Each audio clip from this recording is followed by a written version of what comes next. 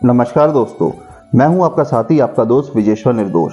दोस्तों, आज इस वीडियो में हम जानने की कोशिश करेंगे कि जब पेशेंट की रेडिएशन थेरेपी चलती है तो आपको उसकी डाइट को कैसे प्लान करना है और कैसे मैनेज करना है।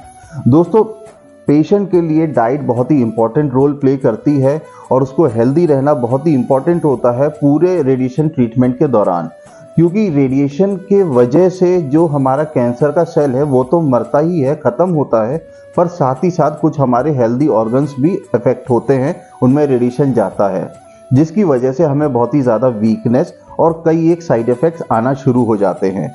अगर पेशेंट की हेल्थ अच्छी है, उसकी डाइट अच्छी है और वो अच्छी डाइट को फॉलो कर रहा है तो पेशेंट में साइड इफ़ेक्ट्स कम देखने को मिलते हैं।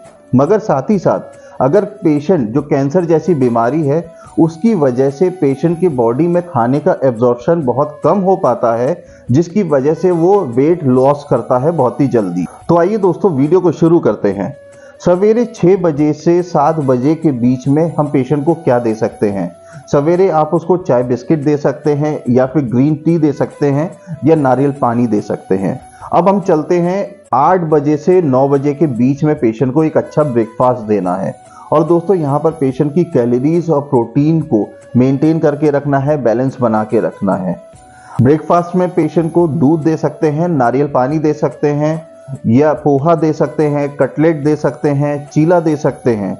आप ये सारी चीज़ें कॉम्बिनेशन बना करके पेशेंट को दे सकते हैं और इसकी वजह से पेशेंट की कैलोरीज मेंटेन रहेंगी। तो मेजर टाइम आता है 10:30 बजे से 11 बजे के बीच में भी पेशेंट को कुछ देना है। टाइम में आप पेशेंट को फ्रेश फ्रूट्स दे सकते हैं, जूस दे सकते हैं और सूप दे सकते हैं। अगर पेशेंट डायबिटिक है तो उसमें बनाना, अंगूर और आम को आप हटा सकते हैं। और दोस्तों, अब समय आता है पेशेंट का लंच टाइम, जो कि 12:30 बजे से 1 बजे के बीच में होना चाहिए। यहाँ पर पेशेंट को आप रोटी दे सकते हैं, सब्जियां दे सकते हैं, दाल दे सकते हैं, चावल दे सकते हैं, दही दे सकते हैं और डेजर्ट दे सकते हैं। अगर पेशेंट डायबिटिक है तो उसको डेजर्ट स्किप कर देना है। और यही मिक्स कॉम्बिनेशन आपको लंच टाइम में पेशेंट को देना है, क्योंकि मॉर्निंग टाइम में हमने कैलोरीज को प्लान किया था। अब नून टाइम में, लंच टाइम में हम पेशेंट की प्रोटीन और फाइबर्स का ध्यान रख रहे हैं। दोस्तों, अब समय आता है 3, 3:30 बजे का, 4 बजे का। यहाँ पर पेशेंट को आपको फिर से कटलेट, पोहा या फिर जो आपने डायबिटिक पेशेंट के लिए दोपहर के समय में लंच टाइम में डेजर्ट स्किप किया था, यहाँ पर आप अपने पेशेंट को वो डेजर्ट दे सकते हैं। चीला दे सकते हैं, राइस दे सकते हैं, बिस्किट्स दे सकते हैं, ओट्स दे सकते हैं।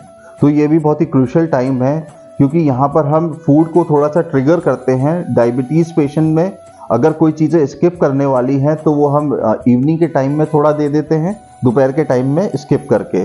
और दोस्तों, शाम के समय आपको अपने पेशेंट को बहुत ही अच्छा एक सूप देना है, जो कि एपिटाइजर का काम करेगा। एपिटाइजर का मतलब होता है कि पेशेंट को भूख लगना शुरू हो जाएगी। फिर आपको 7 से 8 बजे के बीच में आपको अपने पेशेंट का डिनर प्लान करना है। उसमें आप सोयाबीन यूज़ कर सकते हैं, दाल दे सकते हैं, पनीर दे सकते हैं, दही दे सकते हैं, राइस दे सकते हैं, चपाती दे सकते हैं। तो जैसे हम घर में खाना खाते हैं, हर एक चीज़ का थोड़ा थोड़ा पोर्शन आप बना करके अपने पेशेंट को एक अच्छी डाइट प्लान कर सकते हैं। और दोस्तों, सबसे इम्पॉर्टेंट है, जब आपका पेशेंट लास्ट में बिस्तर पे सोने के लिए जाता है तो वहाँ पर आपको अपने पेशेंट को पहले 1 गिलास दूध ज़रूर देना है। दोस्तों, अगर आप ये पूरा डाइट ऐसे ही प्लान करते हैं तो आपका पेशेंट हेल्दी रहेगा, अपने ट्रीटमेंट को वो बहुत ही अच्छे से कंप्लीट कर पाएगा और उसको बहुत ही कम साइड इफ़ेक्ट्स आएंगे, क्योंकि उसकी हेल्थ अच्छी है, वो एनर्जेटिक है, क्योंकि आपने इतने अच्छे से उसके टाइमिंग को और डाइट को प्लान करा हुआ है। उम्मीद करता हूं दोस्तों कि आपको मेरे इस वीडियो से बहुत कुछ सीखने को मिला होगा। अगर आपको ये मेरा वीडियो पसंद आया है तो उसको लाइक, शेयर, सब्सक्राइब जरूर कर दीजिए, ताकि हम और आप एक दूसरे की मदद ऐसे ही करते रहें। मिलते हैं अगले एपिसोड में, तब तक अपना ध्यान रखिए, सुरक्षित रहिए। नमस्ते, जय हिंद।